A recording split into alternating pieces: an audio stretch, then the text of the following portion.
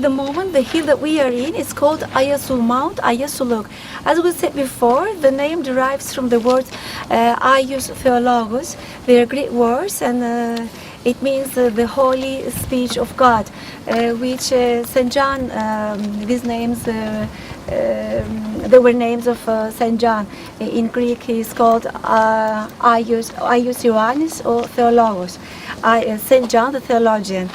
So we said when St. John lived Ephesus, actually he went on exile. He was sent on exile to Patmos, and then he came back. Actually, he came to Ephesus 3 times, and then when he died, he was buried over this hill. That's why the name came from St. John.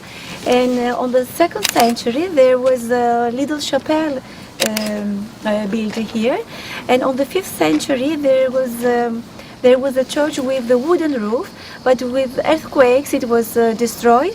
And the basilica that we see today, it is built on the 6th century. It's by the era of Justinianus. When Izmir was occupied by the Greeks from 19th to 1922, the Greeks opened the grave and tried to get the bones, but when they opened the grave, there wasn't anything found.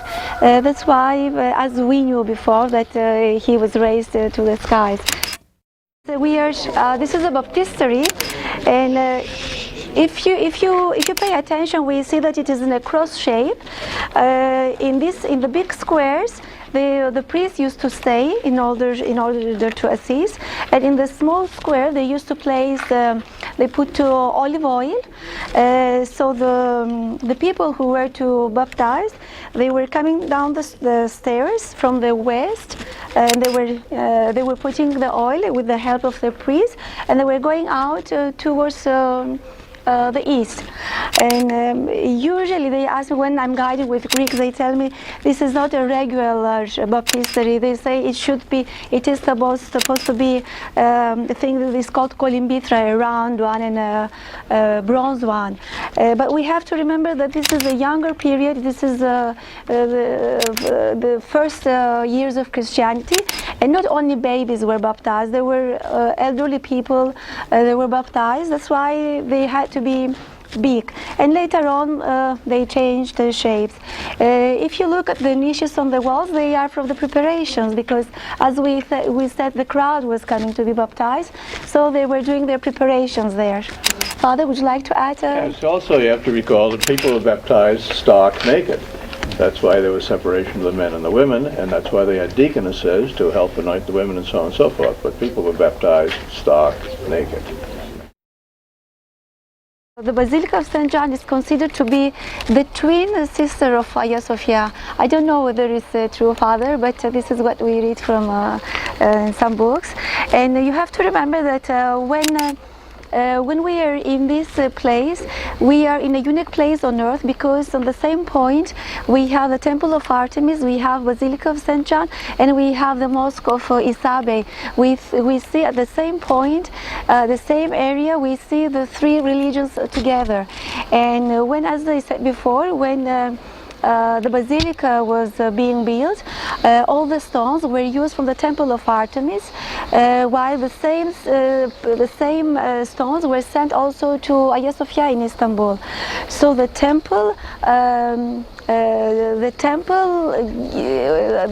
stones from the temple were used both in St. John's Basilica and Hagia Sophia in Istanbul. If you remember, in the morning I mentioned that until today the city of Ephesus has been established 4 times, and today with the town of Selçuk actually is 5 times. And the first, the second and the fourth Ephesus were established, the cities were established on Mount Ayasuluk. This is, here is Ayasuluk, right? Where we've been to the Basilica before. And the city that we see today is the city which Lysimachus established, is the 3rd Ephesus. Lysimachus was one of the deodocs of Alexander the Great, and when the empire of Alexander the Great was divided, Lysimachus took the part from Turkey to the Aegean part of Asia Minor. And when he came here, the Ephesians didn't want to move from their place. And Lysimachus, one night that it was raining too much, he blocked the drainage system, and the city flooded. So they were obliged to remove the city. And the decision of this point is because we have the two mountains, as you see, on your front, and in my right hand side we have the Mount Piyon, and it's called Panayır in Turkish.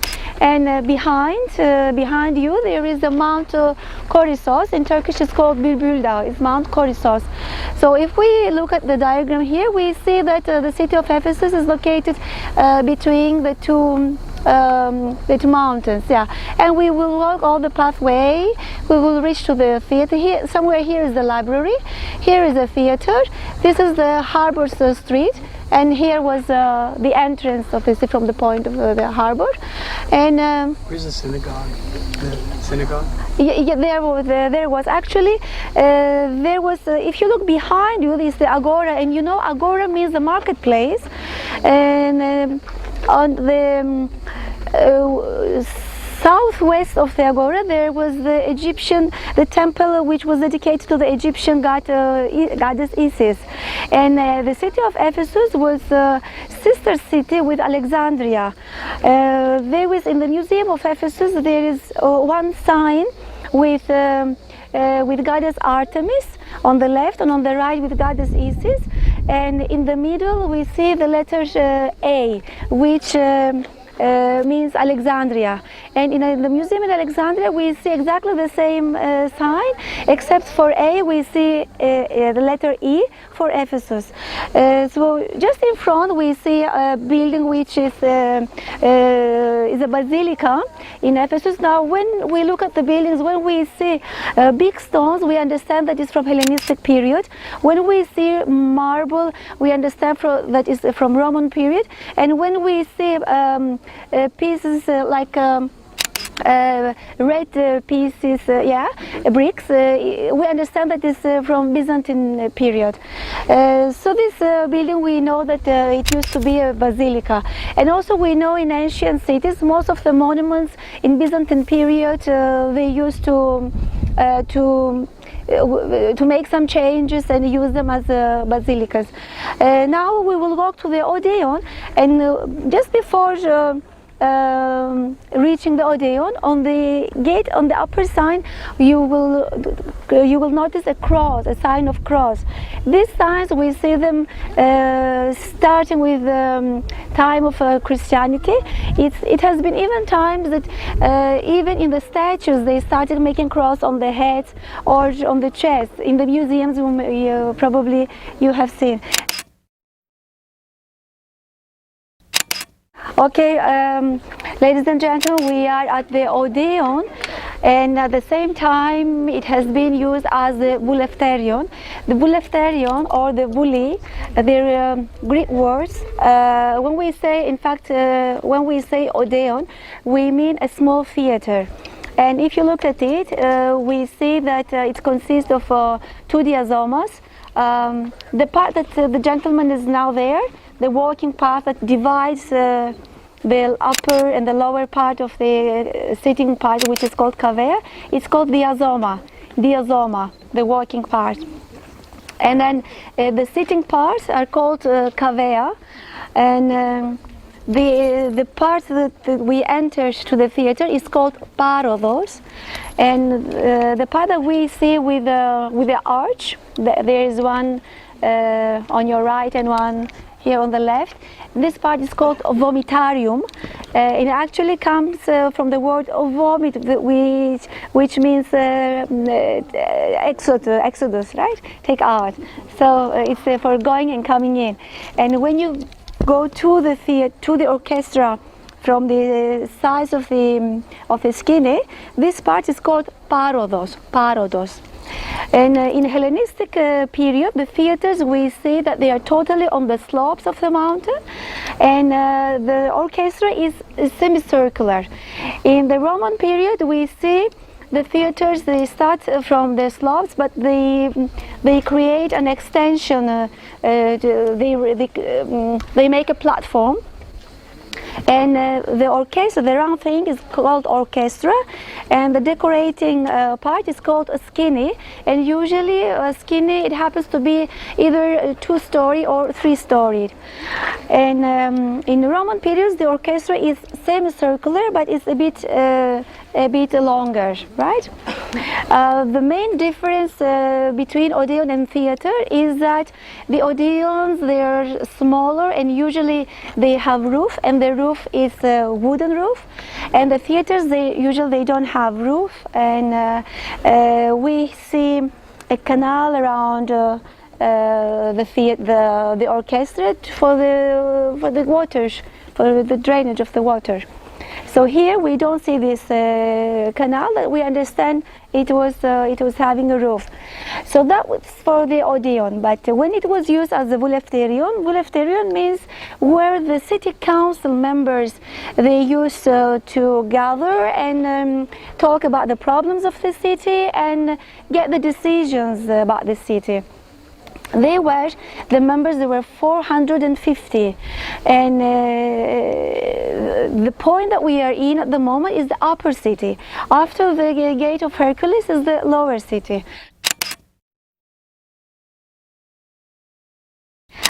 So this was the holy place, the holy temple, but it's not the temple that we said it was one of the 7 wonders of the world. It was just a small temple which was dedicated to goddess Artemis and to the emperors. And I forgot to tell you that the city of Ephesus has been inhabited until the 7th century AD. And there have been found 2 statues of Artemis. They are both exhibited in the Museum of Selçuk, and they date to the 2nd century AD. Next to the temple, we see the Prytaneon. The Prytaneon is the governing.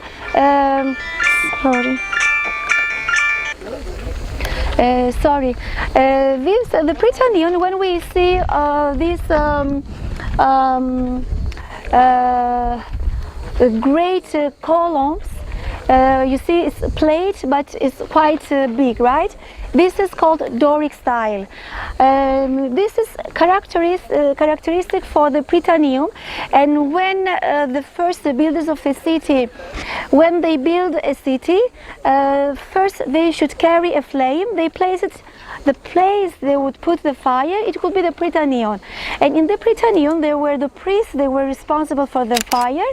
It should never be extinguished, and the fire was a sign that the city was autonomous. If the fire was extinguished, if a flame was extinguished, then that meant that the city isn't autonomous anymore. The responsible priests for the flame were called Curates.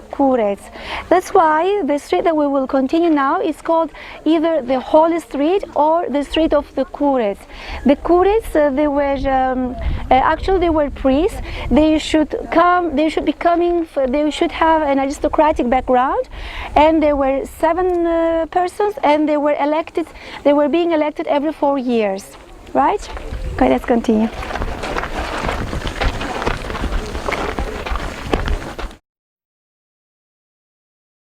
We are behind you is the Domitianus Square, and behind me we have the frieze with Artemis. With Nike. This frieze was the pediment on the gate, just a little bit lower on the gate of Hercules. I want you to pay attention to Nike. If you see her. The cloth is called chiton, right? The chiton, if you pay attention, you see that it comes from upwards to downwards and then again to upwards. And this is the sign of, the Nike. I have this here, right? Usually we say we have some advertisements here in Ephesus. Here we see Nike holding the feather. She's going to write the name of the winner, and here she is holding the crown made of leaves of olive oil, or maybe daphne, right? Daphne. And in ancient times, we have to remember that importance was to become the first one, and they were working hard throughout the whole year just to become the first. The second or the third winner had no meaning. Importance was to be the first one, right? Entrance to the city of Ephesus was from the harbor's gate, and the chariots were able to come up to the gate of Hercules. And after Hercules and onwards, it was only for pedestrians. And if you look, we see two columns with the friezes of Hercules. He is holding the lion. Actually, he has placed the fur of the lion on his back, and he is holding the head of the lion. In Greek mythology, Hercules had 12 duties to complete, so that was one of his duties, to kill the lion of Nemea. The thing that you have to remember about this street is that this is the main street, and from the Prytaneum and onwards till the library is called the street of Koures, or the Holy Street. And in this Holy Street, we have monuments. If you see, we have the bases, and every base used to have a statue, and the statue used to belong to the persons who had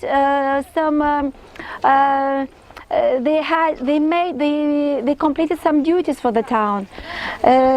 Like here, who told me that you can read Greek? You may read Greek here. He says, now in ancient cities, whenever we see this kind of epigraphy, and we see that in the beginning of the sentence there is a cross, and at the end of the sentence there is a cross, then we understand that it's from Byzantine period. So here he says, η Βουλή και ο Δήμος Αλέξανδρων ιατρών ετίμησεν. The bully is the council, and the council of the city has honored Dr.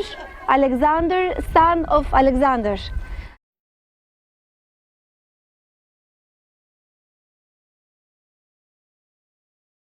Okay, this is the temple of Hadrianus. We know Trajanus was the father of Trajanus. Trajanus was the father of Hadrianus. In the first,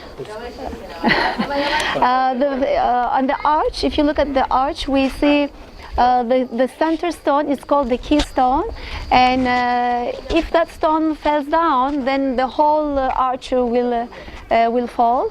And on the keystone, we see goddess Tyche, which is the goddess of luck. And behind, on the pediment, we see Medusa. You know Medusa, her hair was of snakes, and when she looked at you in your eyes, she would turn you to a stone. And on the friezes, we see Androclus. There is a story about the establishment of Ephesus, that Androclus, the son of the Athenian king Coldrus, he established Ephesus. But there is also another option, that Amazons established Ephesus. And at the gate, if you look around, we see the decoration round things. They are symbolical from the goddess Artemis. Okay, the point we are at the moment is the library of Celsus, and from this point and downwards is the Marble Street. Up to this point is the street of Koures, and from now on is the Marble Street. Behind me is the library of Celsus, and if you look in the first stage, we see 4 statues. Each one is written Sophia, Evnia, Arete, Epistemi, and in English, let me remember, in English it's wisdom, knowledge, destiny, and virtue. And those 4 characters, they were the virtues of Celsus. Celsus, actually, he was the council of Iulius Celsius Achillas. And when he died, his son wanted to make a monumental grave for his father, but the city rule system didn't allow such a thing. And then his son voluntarily offered to establish a library and to donate it to the city with the purpose to have also the grave of his father. Then he got the permission. If you pay attention, you think that it's a two-story building, but in fact it is a three-story building. The inside, after the steps, inside there is a niche, and down of that niche there was a sarcophagus. There was a hole, and we looked inside. There was a sarcophagus, which is supposed to be the sarcophagus of Celsus. And on the steps, in front of the statue, on the third statue, there is a sign which is surrounded by iron, and there's a menorah sign there. We understand from that menorah that there was an important Jewish community here. If you look at the gate next to the library, it's called the Gate of Mazeus and Mithridates. They were two slaves, and when the emperor freed them, in order to honor the emperor, they built the gate, and it goes to the commercial agora. In the Magnese gate, we saw the official agora, and you know, agora is the marketplace, right? In this agora, in the agora, they used to buy and sell food, clothing, animals, slaves, guns, gladiators, and all these negotiations used to be here in the marketplace. In ancient times, we have three libraries that they had antagonism between each other. That was the Library of Alexandria, the Library of Pergamum, and the Library of Ephesus. Now I would ask you to come closer and have a picture all together.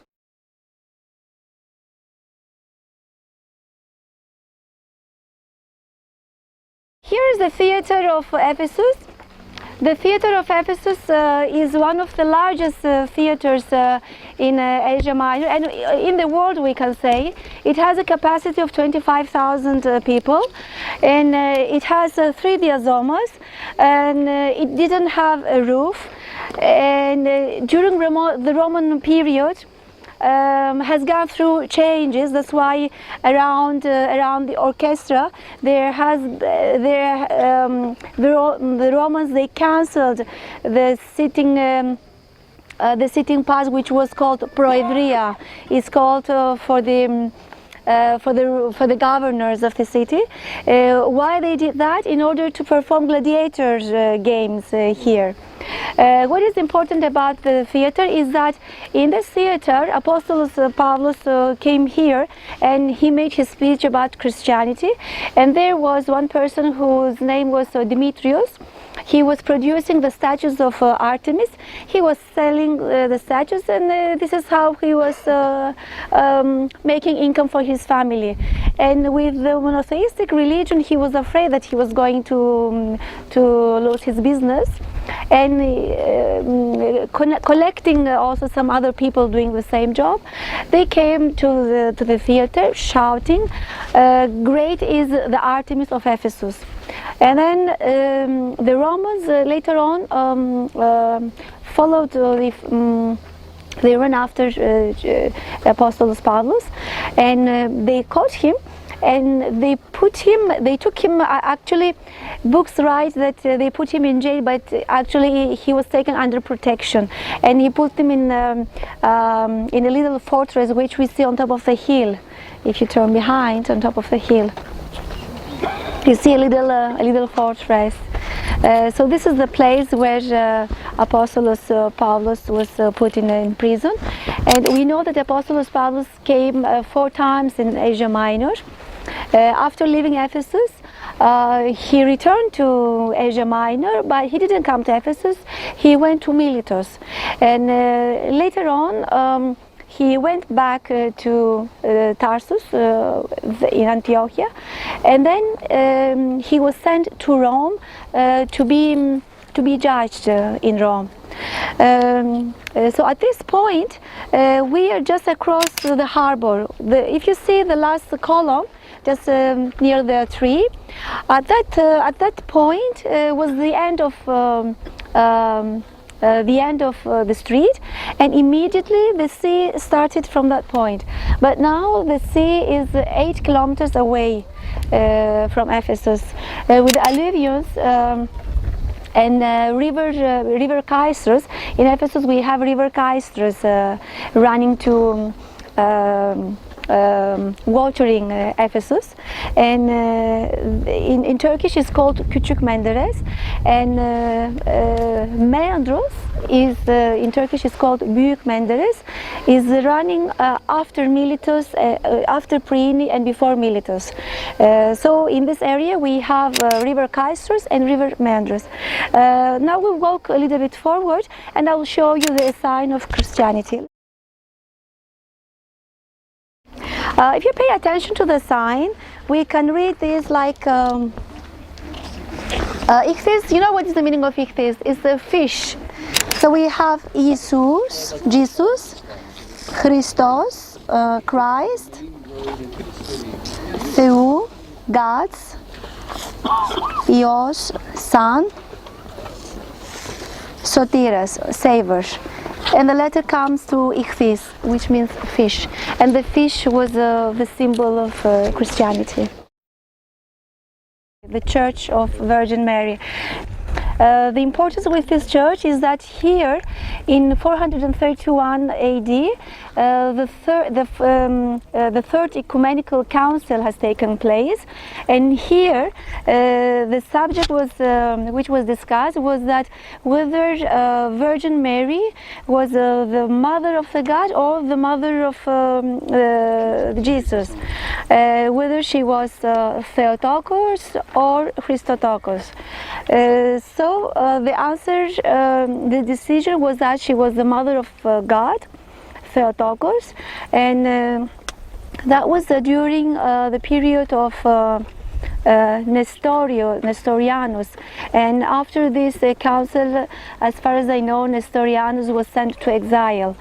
And here today we see, when we go inside, we will see both, as we said, both the abscesses, and also we will see the baptistery, as we said, Colimbitra.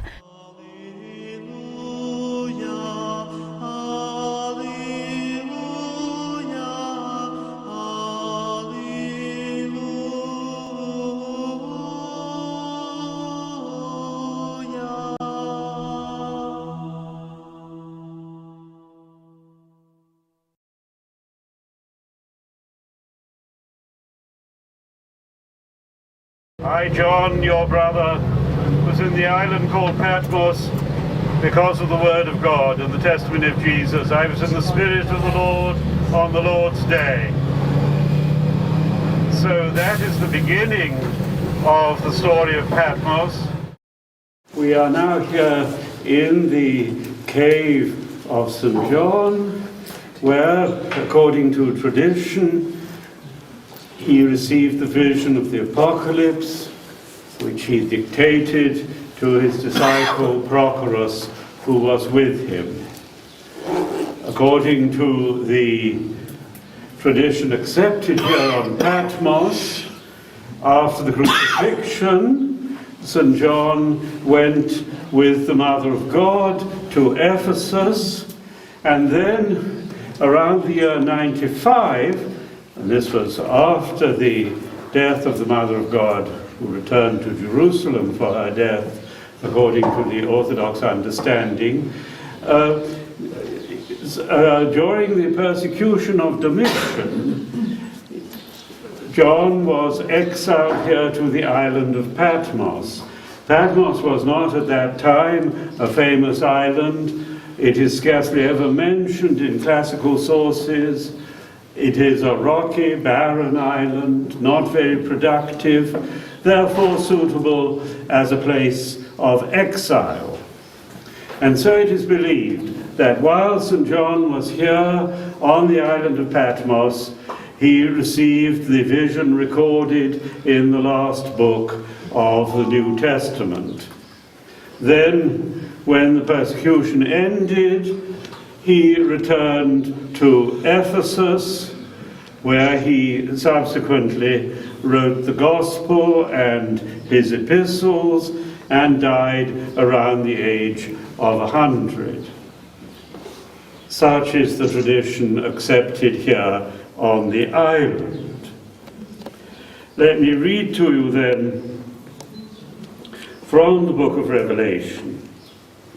I, John, your brother, who share with you in Jesus the persecution and the kingdom and the patient endurance, was on the island called Patmos because of the word of God and the testimony of Jesus.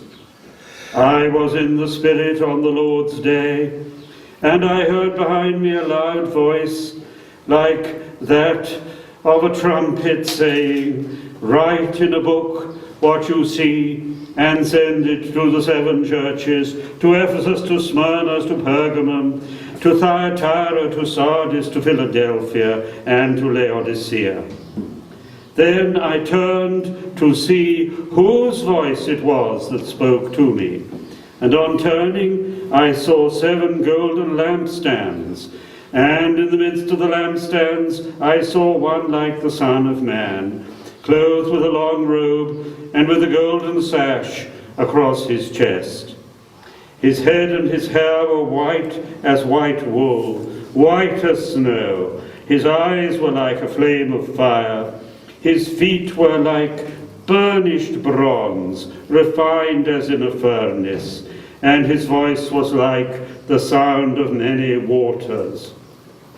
In his right hand he held 7 stars, and from his mouth came a sharp, 2-edged sword, and his face was like the sun shining with full force. When I saw him, I fell at his feet as though dead. And he said to me, I am the first and the last, and the living one. I was dead, and see, I am alive forever and ever, and I have the keys of death and of Hades.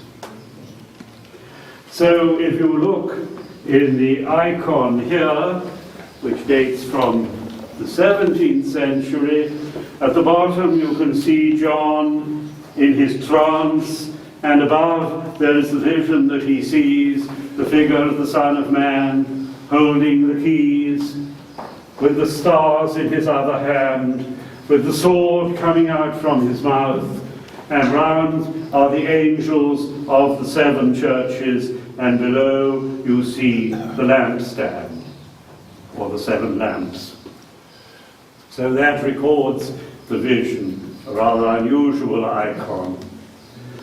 Looking further over here, you may see St. John in the cave dictating the vision to his disciple Prochorus. And the figure here is the figure of St. Christodolos, to whom I shall come in a moment. And there you see a representation of the burial of John and his metastasis, his translation to heaven. According to tradition, this is where St. John laid his head when he slept in the rock. The silver setting is round it. Here is where he put his hand to pull himself up. And here is a kind of reading desk where Prochorus could have written down the vision of the apocalypse.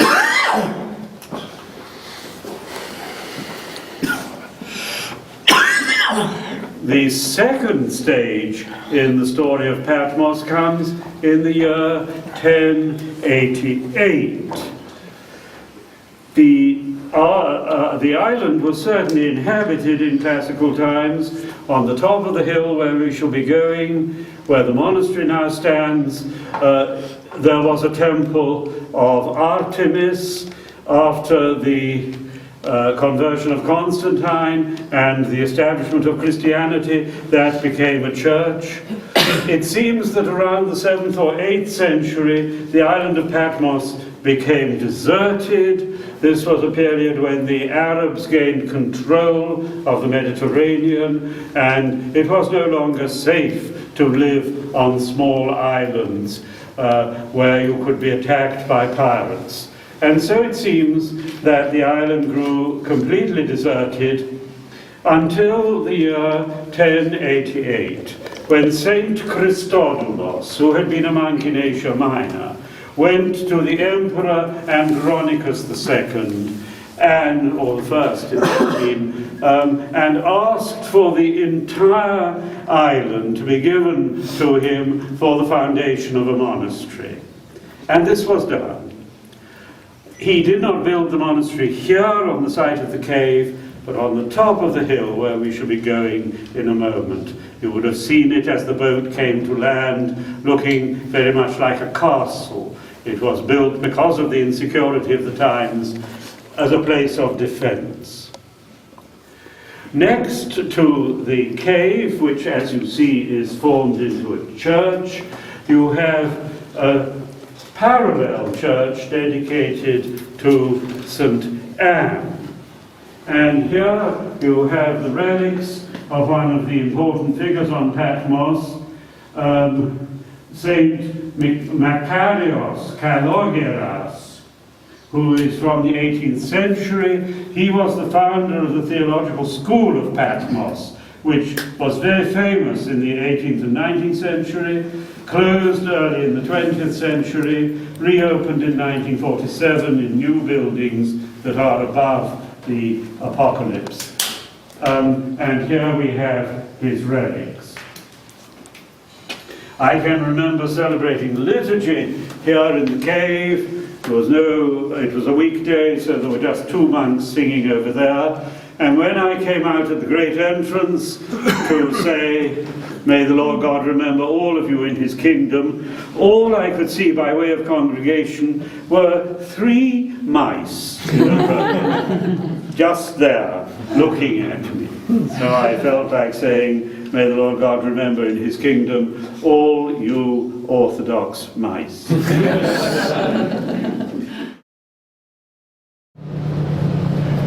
So we are now going up from the cave of the Apocalypse to the monastery founded by Saint Christodoulos around the year 1088.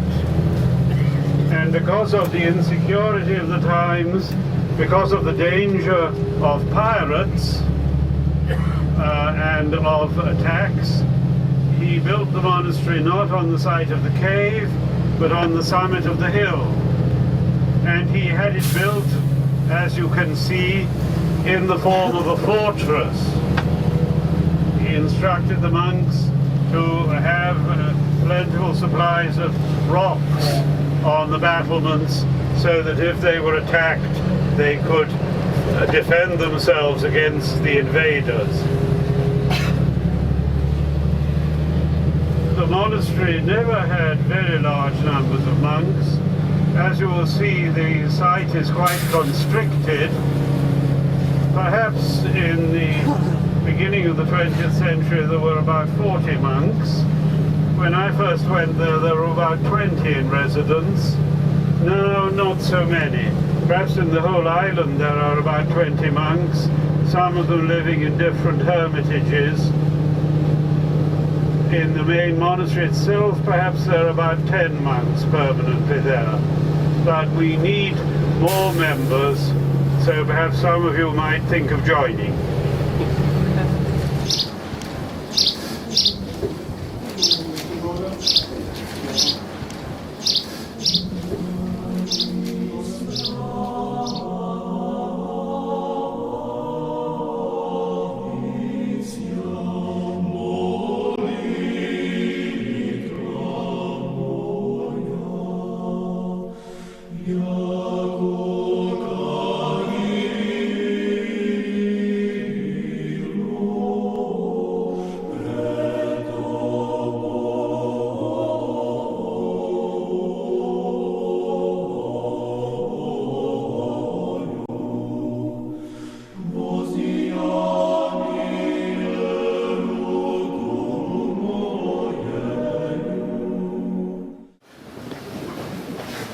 You are now within the monastery of St. Christodoulos, built in the last years of the 11th century and in continuous uninterrupted occupation ever since then.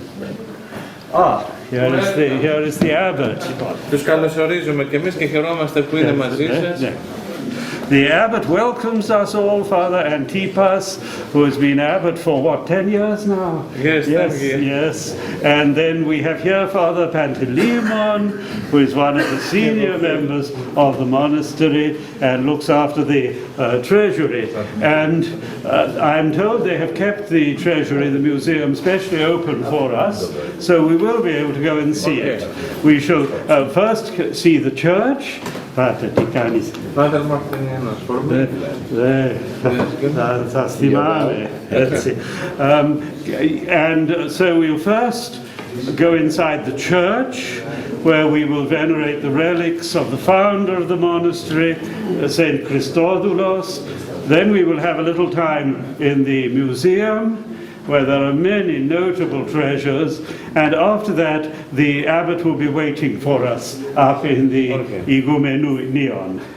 You can see how the monastery is built much in the style of a fortress, not with the open plan such as you would find on the Holy Mountain, with the church standing free of the other buildings in the center of a large quadrangle. But here everything is built in a much more constricted way, and this was for the purposes of defense and safety because of the insecurity of the times and the danger of attacks from pirates. You can see you're now in the outer narthex, and you can see how behind you some of these columns are from the classical period. They were probably taken from the temple of Artemis that stood on this site. And they have found a number of classical inscriptions on the island. It was not, as I was saying before, a celebrated island, so if St. John says he was on the island of Patmos, there is every reason to believe he is telling the truth, because he would have no other reason to say he was there unless he was actually on the spot. So, at a certain stage in the 7th, 8th century, the island apparently became more or less deserted, and that was why St. Christodoulos, at the end of the 11th century, asked the emperor to be given the island to be a monastery in perpetuity. St. Christodoulos intended at first that this should be a second Athos with no women, but because of the difficulties of building the monastery, he had to bring lay servants here to do the work, and the lay servants insisted on bringing their wives and children. And at first the wives and children were put on the far north of the island and not allowed to come anywhere near the monastery. And the workers worked here from Monday morning till Friday evening. When they went home to their families, they had 2 days off, so it wasn't too harsh a regime. But then, for reasons of safety, the workers said, we want to bring our families close to the monastery, so if there are attacks from pirates, we will be able to take refuge inside the monastery. So, as a result, a village grew up round the monastery. The island of Patmos was an important commercial center in the 17th century and then again in the 19th century. As you see, it has a large harbor where boats can safely anchor during the winter. And it was only with the coming of steam and the foundation of Athens as the center of Greece that it lost its importance as a commercial center. The Patmians went out to Smyrna, to Alexandria, to Odessa, and had merchants, businesses in all those places.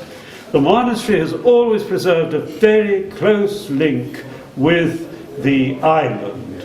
when I came to the monastery first as a monk, my first visit was 61, then I came back as a deacon in 64 and lived here for a year and was made a monk. I was the only member of the community here who was not a native of Patmos. So when they said xenos, meaning a foreigner, I was xenos not because I was English. If I'd come from the nearby island of Samos, I would have been equally a xenos. And therefore the monastery has always undertaken pastoral work here on the island and still does so.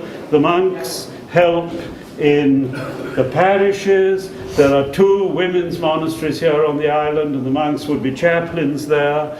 There is the theological school where some of the monks in the past have taught or helped as bursars or in other duties. So in this way, the monks have undertaken a lot of work on the island itself, a very different situation from Athos or from Sinai, a close link with the local community.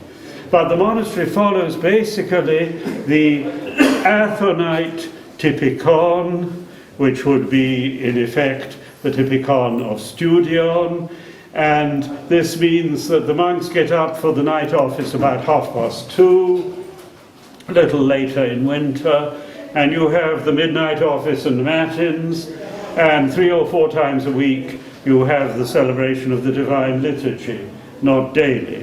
If you have the liturgy, that would make altogether a service of about 3.5 hours.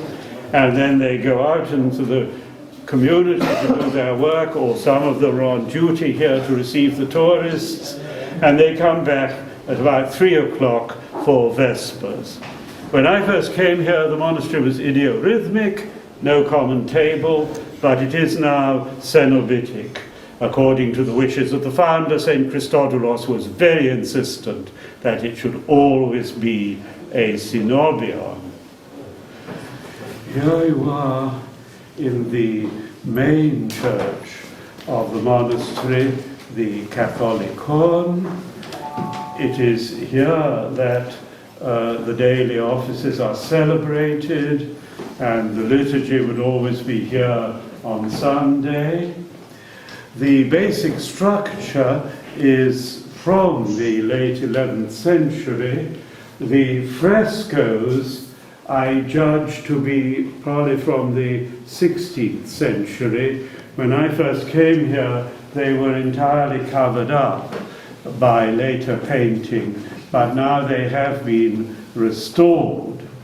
The icon screen, very elaborate, dates from the early 19th century. This is fairly typical of the icon screens that you will see on the Greek islands, carved wood.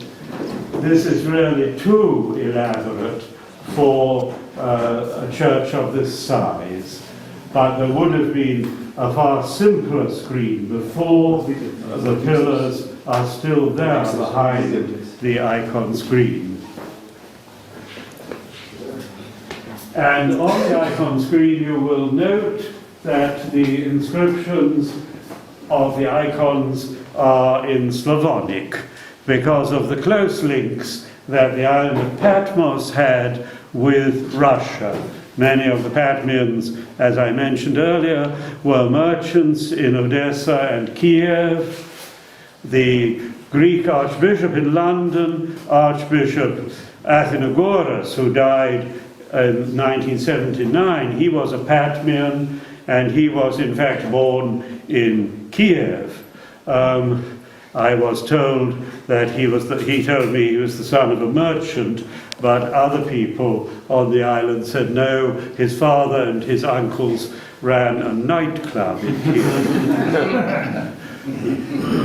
On the icon screen, if you look carefully, there's a small icon up here which shows Saint Mark of Ephesus, the person whom I had occasion to mention in my lecture as the one Greek who would not sign the Union. And that's perhaps an 18th century or early 19th century icon. Over here you have another small icon of St. Macarius of Corinth, who was linked with St. Nicodemus of the Holy Mountain in the edition of the Philokalia. And the movement out of which the Philokalia came, the movement known as the Colivades, from the 18th century, a number of the Colivades, including St. Macarius, were driven out from the Holy Mountain. They were persecuted because of their upholding frequent communion, and many of them took refuge here on Patmos. So we have many links with the Colivades. Underneath this reading desk that you see just here, there is in fact an opening that looks down towards the cistern. Underneath this church there are very large cisterns dating from the period the monastery was founded. There is very little spring water on the island of Patmos. We depend almost entirely on rainwater for our drinking water.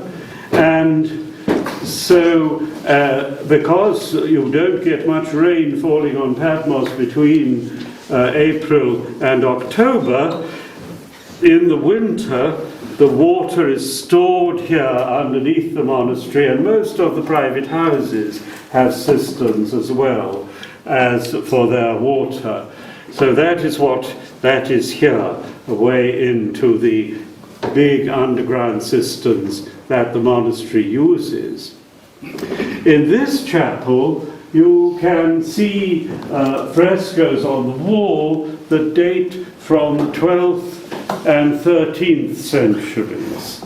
They were also covered over, but in 1957 there was quite a severe earthquake that brought down part of the monastery, and a lot of the later overpainting fell away, and it was then discovered that there were these early Byzantine paintings. And over the icon screen, if you stand far enough back, or if you choose to look through here, without going into the sanctuary, if you like to look through, you can see the Mother of God with the angels beside her, and then above there is the Holy Trinity shown with the three angels. But the best way of seeing it would, I think, be to look through this door, or perhaps you could look through here. If you like to come and look through, you can see upwards. And may I draw your attention also to the fine figures of saints that are along the wall here.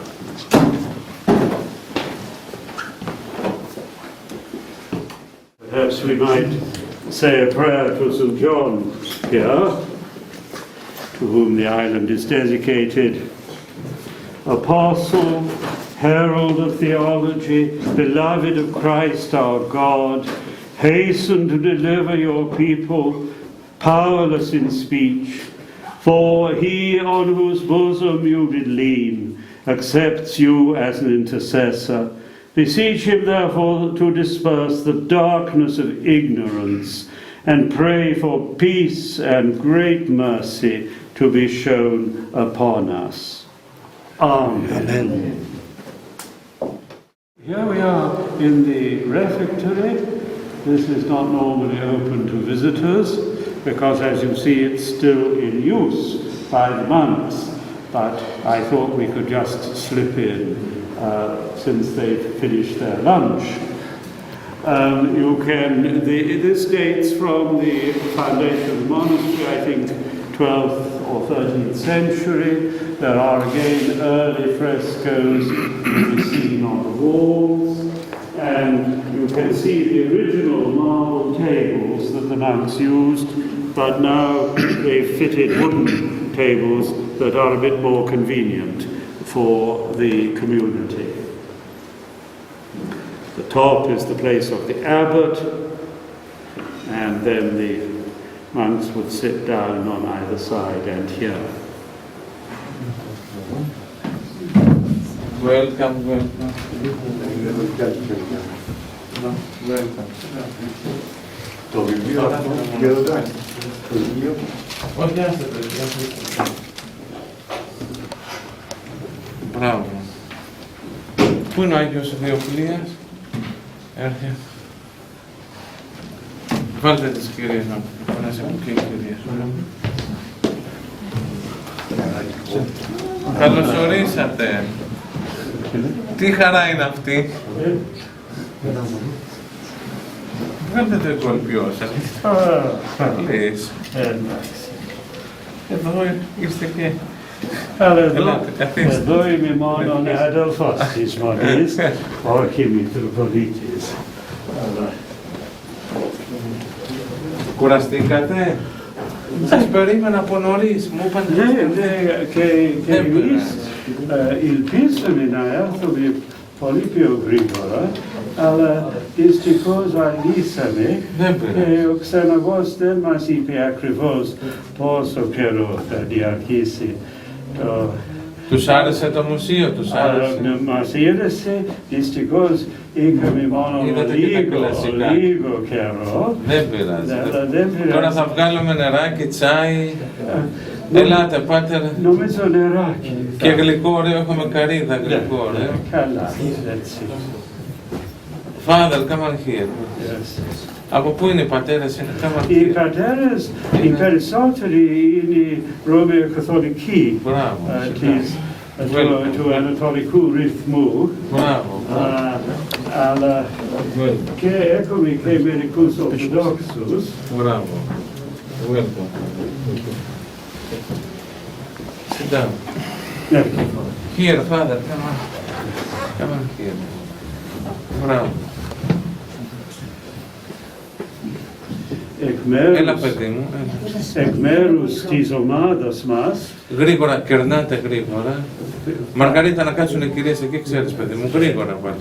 Ναι, εκ μέρους της ομάδας μας θα ήθελαμε να εκφράσουμε την μεγάλη μας χαρά να είμαστε εδώ στην Ιερά Μονή του Θεολόγου και μαζί ότι ήρθαμε στην Ιερά Νήσον, στο Σπήλαιον και έχουμε προσκυνήσει επίσης τα λείψανα του Οσίου. Και είχαμε ένα συνέδριο στην Κωνσταντινούπολη, το θέμα ήταν η σημασία των συνόδων στην ιστορία της Εκκλησίας και από τα μέλη της ομάδας μας έχουμε τον Αρχιεπίσκοπο Κύριλλον από τη Ρώμη. Από τη Ρώμη. Welcome.